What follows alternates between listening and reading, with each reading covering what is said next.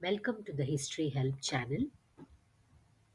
We are looking into historical method and historiography in this video. We have already covered history and historical methodology in the last two, um, in the last previous slideshows. Today we'll be looking into historiography. So, what exactly is historiography? Historiography is nothing but the history of history. So it is more about history of ideas. It's more about the historian who wrote history. It's more about the historian's psychology, his approach, the way he wrote history. So historiography was different in different time periods. In ancient historiography was different. Medieval historiography was also different, and modern historiography was also different. It depended on the events happening around the locations, the historian behind it, and what influenced him, and all that. So, history of history is nothing but historiography. So we'll first look into Greek historiography. Greeks were the first to write about history. So even the word history comes from historia, which is a Greek word, which means research, exploration, investigation, and also Greeks were the persons responsible for writing about the history for the first time. So let's figure out what is Greek historiography.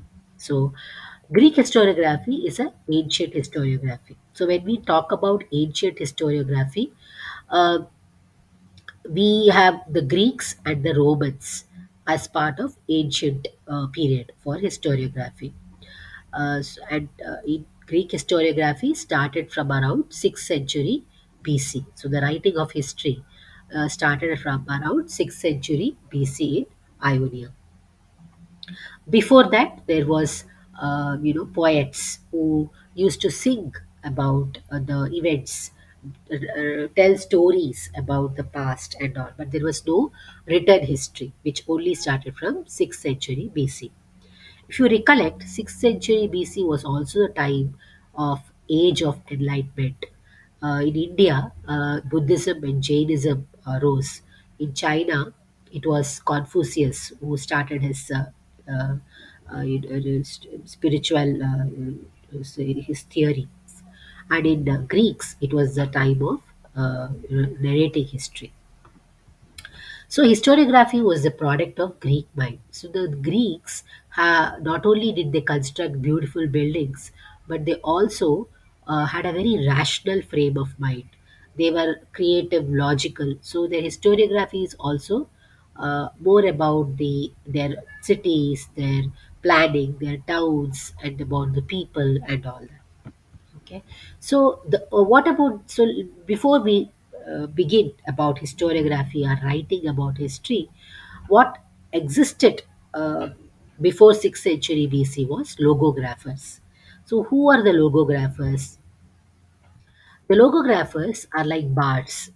So, if you recollect, in India, we have Chand Bardai, who wrote about who wrote Prithviraj Raso. He was a bard. A bard is a person who goes around the city and sings in front of the people and the king, and tells about the stories and events happening in the place. So, one example in our country was Prithvi, the Chand Bardai. So, logographers in Greek were also like bards. Some of the famous logographers were Homer, who was a great poet and hero, author also of the books Iliad and Odyssey. Hesiod was another great logographer. So, logographers did ballads. Ballads, in the sense, they enacted stories, they narrated stories, they concerned themselves with local history. So, why local history? Because logographers amused people. They had to earn money, so they amused people, entertained people. So, whatever story they wrote had to be entertaining. So, they took all their stories from local history, and it was like they fulfilled the social needs of society because they were a source of entertainment, they were a source of news, They were telling about contemporary events. So there was nothing, they did not go back to the past. It was all about present and the contemporary issues that was facing the society. So some of the examples are Homer and Hesiod. Homer wrote poems like Iliad and Odyssey. Hesiod was very famous for tracing all stories to, and all he kind of traced everything to ancestors, or he traced everything to Greek gods. Okay, so that was a very interesting thing that other historians took from him, tracing. So after logographers, who like Homer, so early historians or early chroniclers, who were all there? There were four people. One was Homer, one was Dionysus. The second picture is as Dionysus. Third was Charon, and fourth was Hecataeus. Okay, so let's learn a little bit about them. So when you talk about Homer, I already mentioned he was like he wrote about uh, this poet who wrote about in his poems uh, Iliad and Odyssey. So there's a lot of historical material in his poetry. Then comes Dionysus. He wrote a book on Persia, and he was the one who said history is a philosophy, teaching by examples. Okay. Then we have Charon. Charon also wrote two books, History of Greece and Persia. But the most important person was Hecataeus.